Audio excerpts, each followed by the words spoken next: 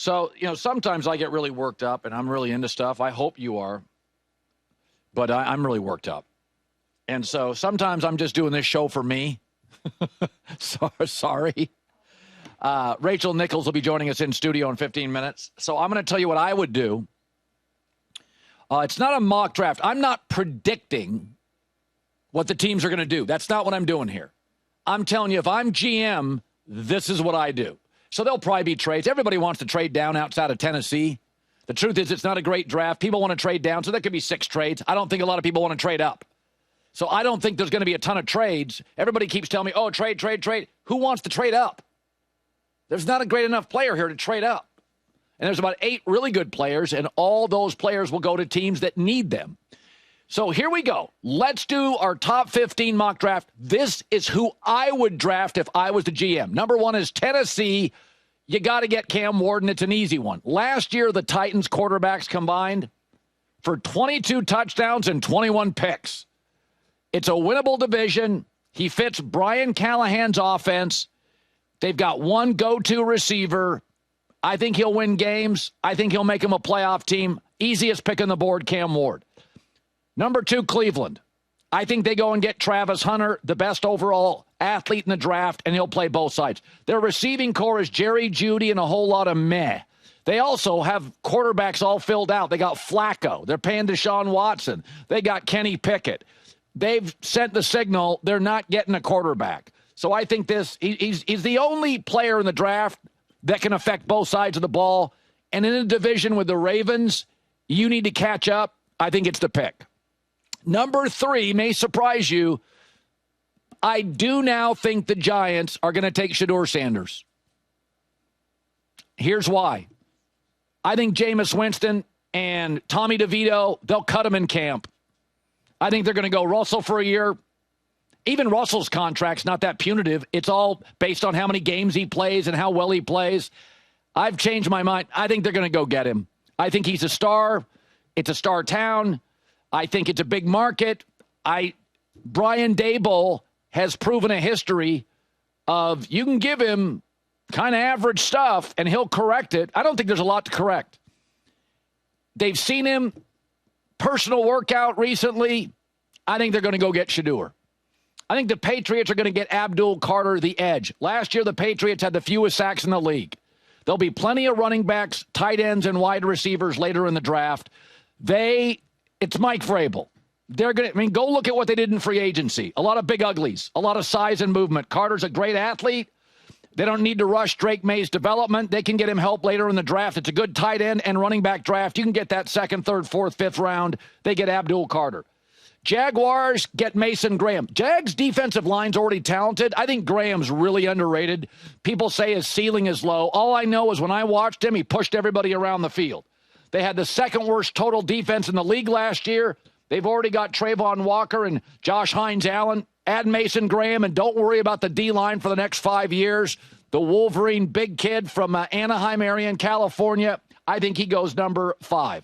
I think the Raiders go get Ashton Jeanty, the running back from Ohio State. Is he worthy of this pick? He's the best running back in this class. Geno Smith is very good on play action. Pete Carroll's career, he was great when he had Reggie Bush and Lendale White in college and Marshawn Lynch in Seattle. They had the worst rushing attack in the league last year. Their offensive line is set. They've got an elite weapon in Brock Bowers. I think you give Geno help. Ashton Jeanty, playmaker at 6. The Jets get Tyler Warren at number 7, the tight end. This kid can do everything. You can split him out wide. He's a playmaker. Again, takes the pressure off Garrett Wilson, who gets double-teamed. Now Devontae Adams is gone. Super versatile player. And they just haven't had any tight end production.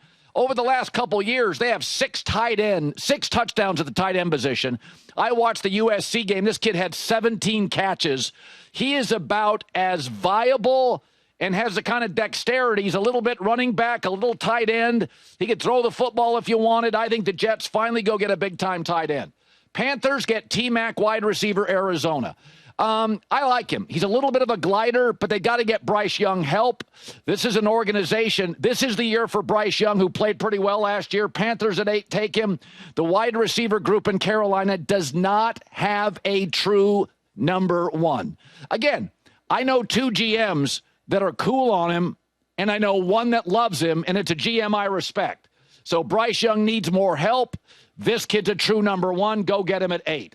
Number 9, Saints, Will Johnson. They moved off Marcus Lattimore, sending him to the Commanders, so they need a number 1. I think he's great. He was hurt at Michigan. I think he's a great I think he starts for everybody in the NFL.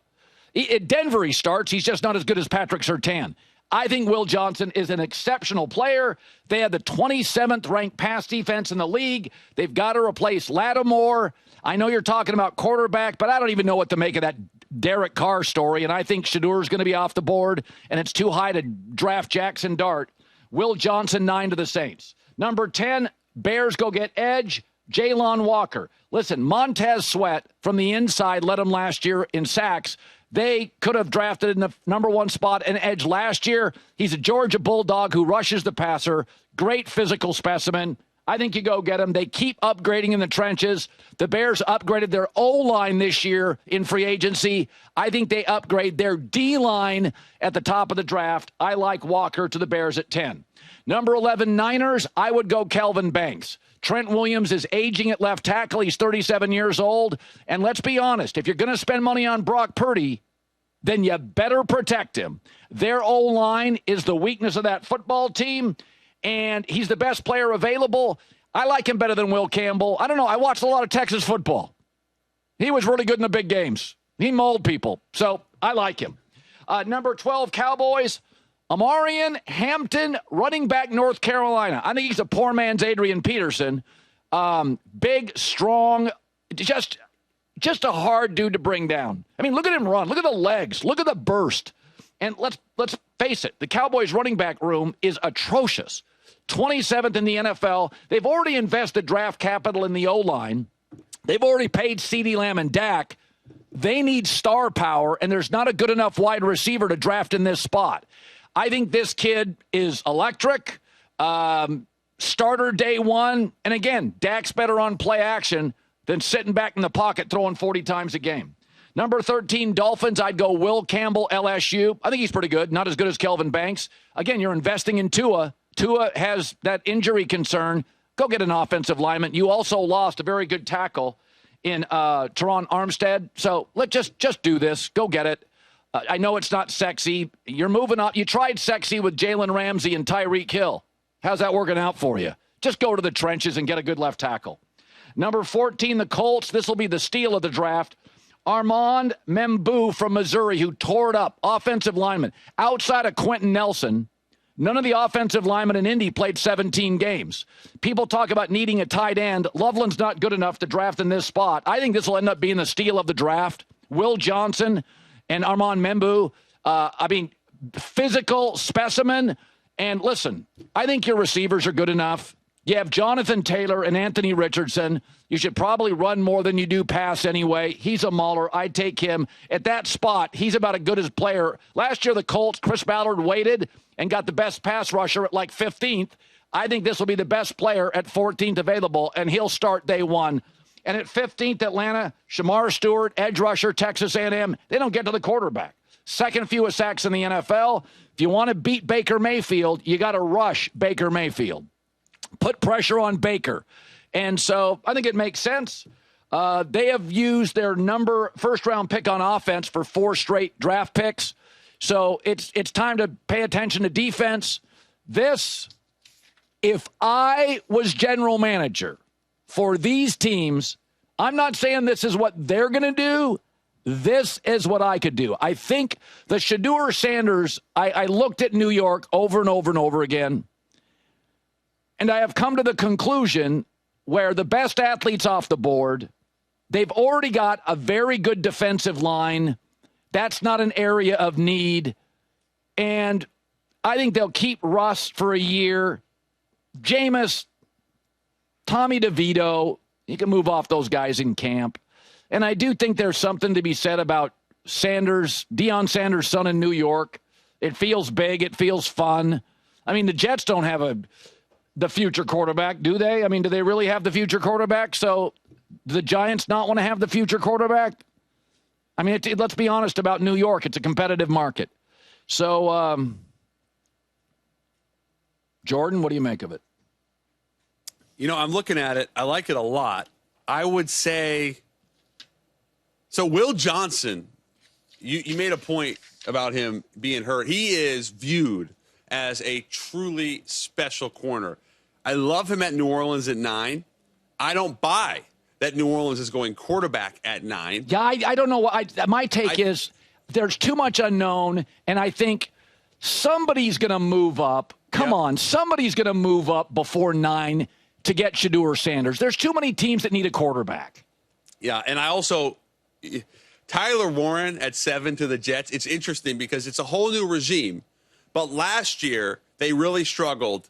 Do they want Olu, who they go with from Penn State, the big tackle, or do they go Brock Bowers?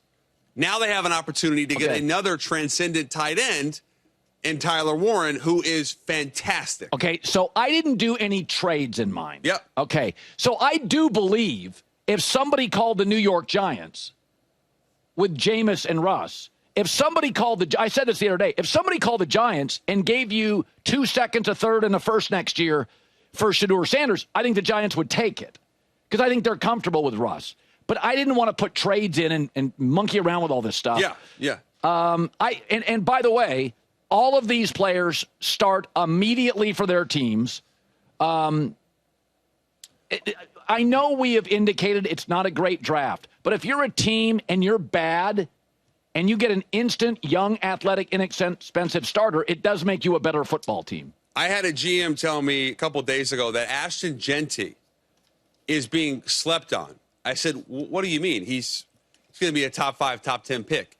He said, no. You don't understand. This guy is a superstar. People are talking about him like he's this really good player, maybe a great player. He is a superstar. He is a day one 1,500-yard guy. Ashton Jeanty to the Raiders at 6, to me, out of every pick here, might just be my favorite because we talked so much about Pete Carroll and Marshawn Lynch. Now, I don't know if Pete ultimately in that organization wants to go running back at 6, but there is a big contingency within the Raiders building that really likes Jeanty. And if you really want to build this offense the way that Pete Carroll has had a great offense, it's around the running game and play action. Yeah. That was Russell Wilson and Marshawn Lynch. They just gave Geno the extension. You bring in Ashton Jeanty. I think it's a home run. Well, I'll give you a team that's interesting, Jacksonville. Jacksonville's got 2 guys in their defensive line that are already elite. So you could say Mason Graham is not a place of need. But sometimes it's like, who's the best player on our board? And so I don't think Jacksonville needs a defensive tackle, but I think you can't watch Mason. I watched Michigan play 15 times in the last 2 years, maybe 20.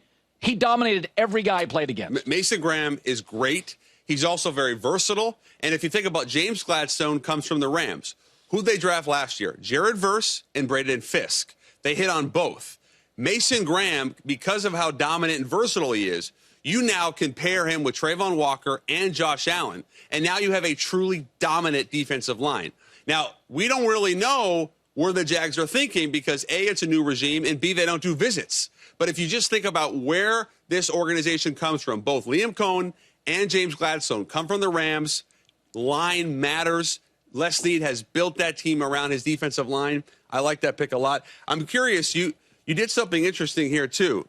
You did Carter at 4. Now, he visited the Patriots. If he's on the board at 3, you really believe the Giants would pass on him for Shedeur? Well, so I've gone back and forth. I like Shedeur. I've said this. I like him. There's a lot of signals from the Giants they like him. And I said the other day, I think they're bluffing. But you start looking around at the contracts for Russ, Jameis, and DeVito. Yeah. You could move off all of them if you wanted to. I don't think they'd move off Russ. Because I think Russ, they would bring Shedeur in and say, listen, this is a pro. Jameis is squirrely. They'd move on. You don't want some young quarterback around. I think they like Jameis a lot, though. Yeah, people say they like him a lot, and he bounces around the league. You ever notice that? Oh, I love him. How come he keeps bouncing around the league? And so I think the Giants, Shedeur and the Giants is my toughest pick. But I think there's just a lot of signals, and I think I'm not going to do trades. I said it again. If somebody offered them a first and 2 seconds for Shedeur, I think they would absolutely move down. Yeah. Because I think the Giants need more help. I don't think anybody's offering that. Either do I. I don't. Everybody keeps telling me a lot of trades. Who's moving up in this draft? Yeah. Yeah. I'll tell you, the other one, too, I'm just looking at this. I don't know if Loveland, the tight end from Michigan gets past Indy. I'm not sure because they do need a tight end, and he's a terrific player. Great tight end draft. It is. Will Campbell at 13. I don't think Will Campbell is getting outside anywhere near 13. You know what, Colin? Great mock. I'm going to pick it apart. The one mistake you made, Will Campbell out of LSU is not going to get to 13 in Miami. If he does, that's a gift. The only knock on him is that his arms aren't super long. I don't like that. Okay. That's like saying the only knock on an astronaut is he's afraid of heights. it's like you can't have short arms and be a dominant player with short arms. Okay, so obviously arm length matters it's at left huge. tackle. It does. It does. It's feet and length but of I arms. think Will Campbell is a special prospect, a dominant left tackle. I don't see him getting anywhere near 13. That's my one nitpick with this. Everything else I like. Let me tell you, when Miami drafts Will Campbell, Chris Ballard will be celebrating because he's getting a better old lineman at 14. You love Mimbu. A lot of people love Mimbu. He's a physical monster. Yeah, he's a beast out of Mizzou. He is a beast. Yeah. And then you talk about beast. Shamar Stewart absolutely wrecked the combine. I think he was probably the best dude at the combine athletically. And I like that for Atlanta. Good. By the way, job. my staff says Mason Graham to the Jags is good because they didn't defend the run last year. Yeah, so there you go. There you go. Good mock. Good mock. I like those Michigan guys.